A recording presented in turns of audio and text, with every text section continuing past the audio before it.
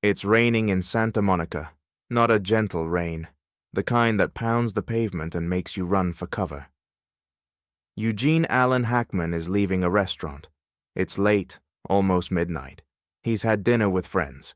Good food, good wine, good conversation.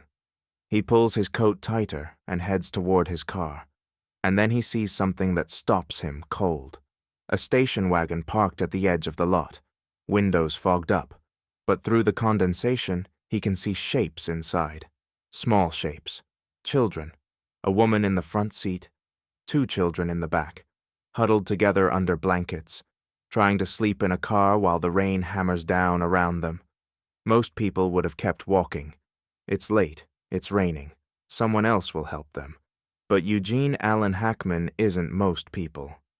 What he did that night would change 4 lives forever. But here's what nobody expected. 15 years later, one of those children would stand in front of a classroom and tell this story to her students. And the lesson she taught them would spread to thousands of families across America. Stay with me. This story will remind you that one moment of kindness can echo for generations. Santa Monica, California, November 1985. The restaurant was called Chez Marcel. French cuisine, white tablecloths, the kind of place where movie stars went when they wanted privacy. The staff knew not to bother the famous faces. The other diners knew not to stare. Eugene had been there with 2 old friends from his theater days. They'd talked about the old times, the struggling years. The tiny apartments and the empty refrigerators and the auditions that went nowhere. Now, Eugene was 55 years old. He had 2 Oscars. He had money. He had everything he'd dreamed about when he was sleeping in his car 40 years ago. But he never forgot where he came from. That's why, when he saw the fogged-up station wagon at the edge of the parking lot, he didn't walk past. He walked toward it. The car was old, a 1978 Ford Country Squire. Wood paneling on the sides, peeling and faded. Rust around the wheel wells. The kind of car that had seen better days, driven by people who had seen better days, too. Eugene approached slowly. He didn't want to scare anyone. He knocked gently on the driver's side window. For a moment, nothing happened. Then the window cracked open, just an inch. A woman's face appeared, mid-30s. Dark circles under her eyes, hair that hadn't been washed in days. But her eyes were sharp, protective. The eyes of a mother who would do anything for her children. "Can I help you?" Her voice was guarded, defensive. "Ma'am, I'm sorry to bother you. I saw you and your children out here in the rain, and I wanted to make sure you're okay." "We're fine, thank you." She started to roll up the window. "Wait, please." Eugene held up his hands, non-threatening, just a man in the rain, asking to help. "My name is Gene. I'm not here to cause trouble. I've been where you are, a long time ago, and I know how hard it is to accept help. But it's cold tonight, and it's raining, and those kids shouldn't be sleeping in a car." The woman studied his face. Something flickered in her eyes.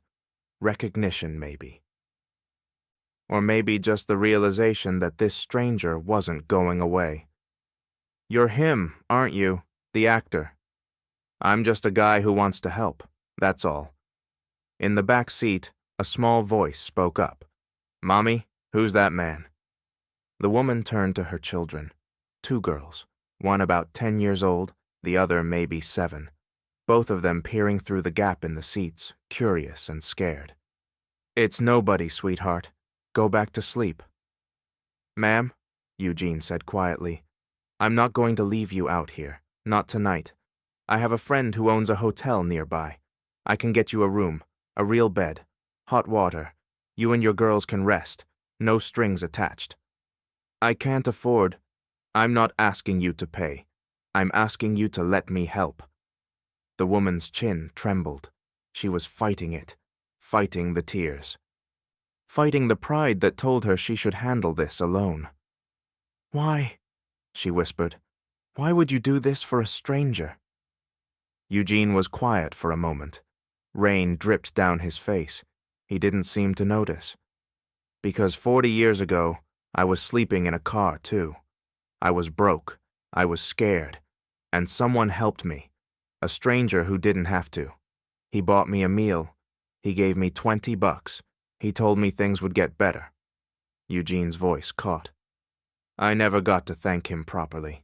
He died before I made it. But I promised myself that if I ever had the chance to do what he did for me, I would. No questions asked.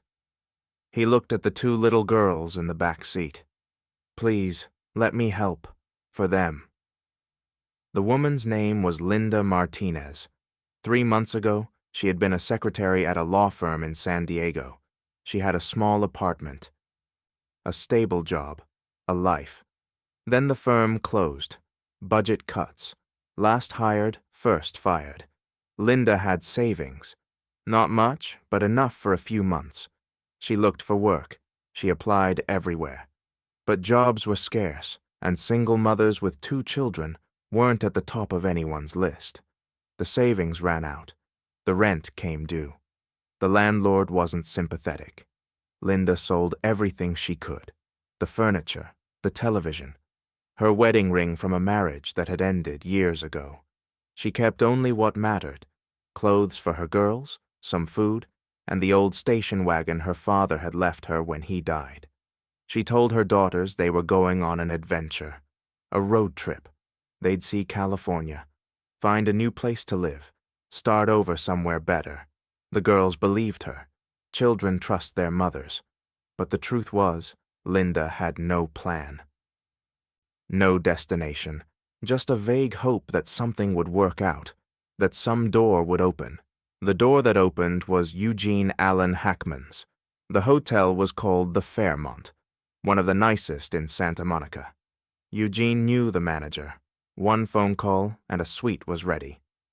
Linda sat in the passenger seat of Eugene's car, her daughters in the back. She hadn't stopped crying since she agreed to accept his help. I'm sorry, she kept saying. I'm not usually like this. I'm not a charity case. I work hard. I've always worked hard.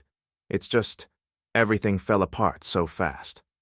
You don't have to explain anything to me, Eugene said. Life knocks everyone down sometimes. The measure of a person isn't whether they fall, it's whether they get back up. They pulled up to the hotel. A valet opened the door. The lobby was warm and golden and smelled like flowers. The 2 girls, Sophia, 10, and Maria, 7, stared with wide eyes. Mommy, Maria whispered, are we staying here? Just for tonight, sweetheart. Actually, Eugene said, I booked the room for a week. Gives you time to figure out your next step. Linda turned to him, stunned. A week? I can't. That's too much. I can't accept. It's already done. The room is paid for, and there's a tab at the restaurant downstairs. You and the girls can order whatever you want, whenever you want. Room service, too. Why are you doing this? Eugene knelt down to be at eye level with Sophia and Maria. Girls, can I tell you a secret? They nodded, still shy but curious. When I was young, I didn't have any money. I didn't have a house. I was really, really scared. But someone helped me when I needed it most, and because of that person, I got to live my dream. I got to be in movies. I got to have a happy life. He looked at both of them with kind eyes. Now it's my turn to help someone else. That's how the world works. When someone helps you, someday you help someone too. Deal? Sophia nodded solemnly. Deal. Maria threw her arms around Eugene's neck. Thank you, Mr. Movie Man. Eugene hugged her back. When he stood up, his eyes were wet. I'm going to leave my number at the front desk, he told Linda. If you need anything, anything at all, you call me. And tomorrow, I'm going to make some calls. I know people. Let's see if we can find you a job. You've already done so much. I haven't done nearly enough. Not yet. He reached into his wallet and pulled out some cash. He pressed it into Linda's hand.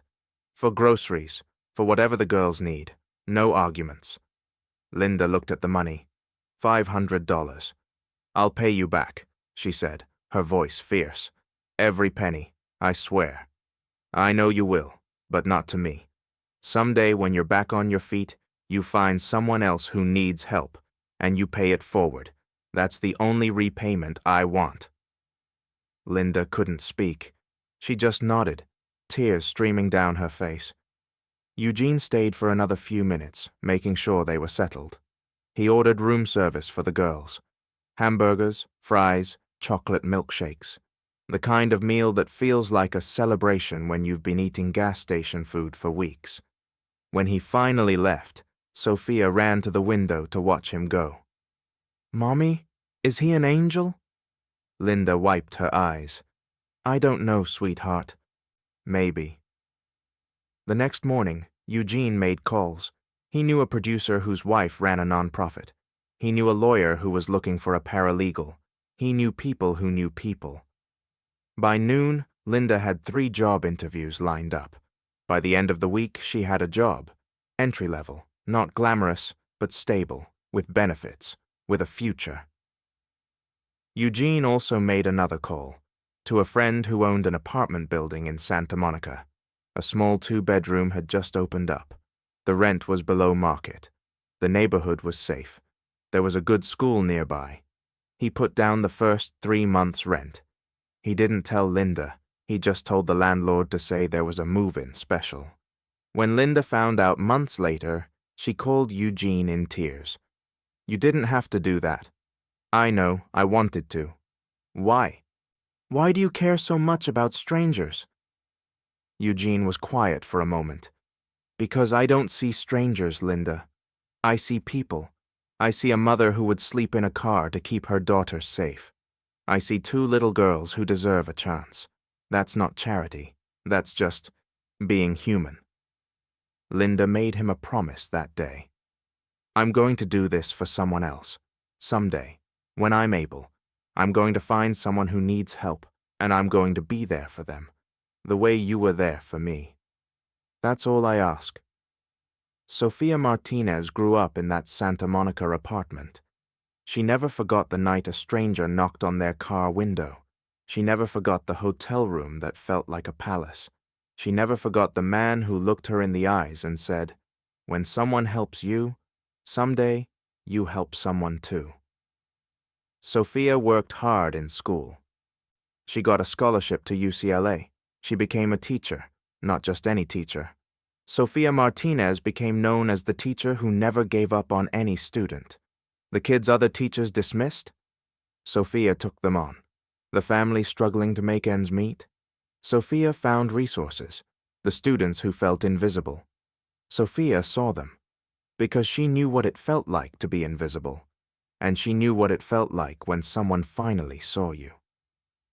In 2000, 15 years after that rainy night, Sophia stood in front of her classroom. "Today, I want to tell you a story," she said. "A true story, about my family." The students, 35th graders, fell silent.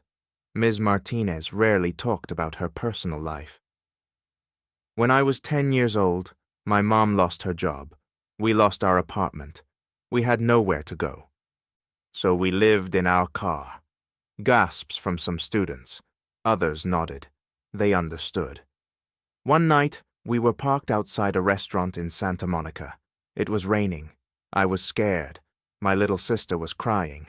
My mom was trying to be strong, but I could tell she was terrified." Sophia paused. "And then a man knocked on our window." She told them the whole story. The hotel, the meals, the job interviews, the apartment, the stranger who refused to walk past. "Do you know who that man was?" she asked.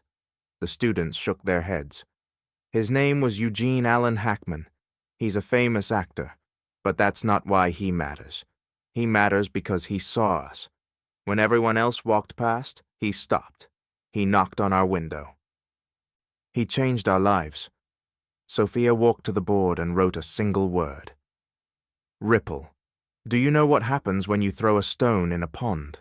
she asked. "It makes ripples," a student said. Exactly. One stone creates ripples that spread across the whole pond. That's what kindness does. Eugene helped my mom helped other families when she got back on her feet. And now I'm here, helping you. One act of kindness, rippling out across 15 years. She looked at her students. You don't have to be rich to create ripples. You don't have to be famous. You just have to see people, really see them. And when you can help, help. Because you never know where those ripples will go. One student raised his hand, a quiet boy named Marcus. He rarely spoke in class. Ms. Martinez, I want to create ripples too. Sophia smiled. Then you will, Marcus. I promise you will. The Ripple Project started in Sophia's classroom. Students identified families in their community who were struggling. They organized food drives. They collected school supplies. They wrote letters of encouragement to kids in homeless shelters. The project spread to other classrooms, then to other schools, then to other cities. By 2005, the Ripple Project had helped over 10,000 families across California. Sophia was featured in newspapers. She was invited to speak at conferences. People wanted to know her secret. There's no secret, she always said. There's just seeing people, really seeing them, the way someone once saw me. She never named Eugene publicly. He had asked her not to. He didn't want credit. He just wanted the ripples to keep spreading. In 2010, Eugene Allen Hackman received a letter. It was handwritten. The envelope had a return address in Santa Monica. Dear Gene, you probably don't remember me. 25 years ago, you found my mother and my sister and me sleeping in a car in the rain. You got us a hotel room. You helped my mom find a job. You gave us a second chance. I'm writing to tell you what happened after. I became a teacher. I started something called the Ripple Project. We've helped over 15,000 families now. Kids who felt invisible, like I once did. Families who were one bad month away from losing everything, like we were. Every time I help someone, I think of you. Every time a student tells me they want to create ripples, I think of that night in the rain. You threw a stone in the water 25 years ago. The ripples are still spreading. I don't know if you'll ever read this. I don't know if you remember us, but I want you to know. You didn't just help one family that night. You started something that's helped thousands. Thank you, Gene, for seeing us, for stopping, for teaching me that kindness is never wasted. With love and gratitude, Sophia Martinez P.S. I named my daughter Jean. I hope that's okay. Eugene read the letter 3 times. Then he sat in his chair in Santa Fe and cried. Not sad tears, full tears. The kind of tears that come when you realize your life meant something. That a moment you almost forgot changed everything for someone else. He wrote back to Sophia. A short letter, just a few lines. Dear Sophia, I remember. I remember the rain. I remember your mother's eyes. I remember you and Maria looking at me through the car window. I've made a lot of movies. I've won some awards. But nothing I've ever done matters as much as what you've built. You didn't just create ripples, Sophia. You became the stone. I am so proud of you. Your friend, Jean P.S. Tell little Jean she has the best name in the world. They met once more. In 2012, Sophia drove to Santa Fe with her daughter, Jean, now 4 years old. Eugene was 82. He had retired from acting. He spent his days painting, reading, taking long walks through the quiet streets. They had lunch at a small cafe.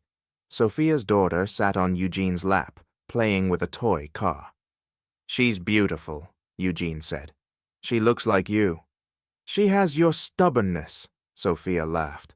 Won't take no for an answer. Eugene smiled. That's not a bad quality. They talked for hours about the Ripple Project, about Sophia's mother, Linda, who had passed away in 2008, about the thousands of families whose lives had been touched by one night in the rain. Jean, can I ask you something? Anything. That night, when you knocked on our window, what would have happened if we'd said no? If my mom had been too proud to accept help? Eugene thought about it. I would have come back the next night, and the next. I wasn't going to leave you out there. Sophia shook her head, tears in her eyes. Why? You didn't even know us. I knew enough. I knew you were a family that needed help. That's all I needed to know. He looked at little Jean, who was now falling asleep in his arms. Sophia, I've had a good life, a long life, and if I've learned anything, it's this. The things that matter most are the things that don't fit on a resume. The moments that count aren't the awards or the movies or the money. They're the times you stopped for someone, the times you saw someone who was invisible and said, "I see you." He handed the sleeping child back to her mother. You took that lesson and built an empire of kindness.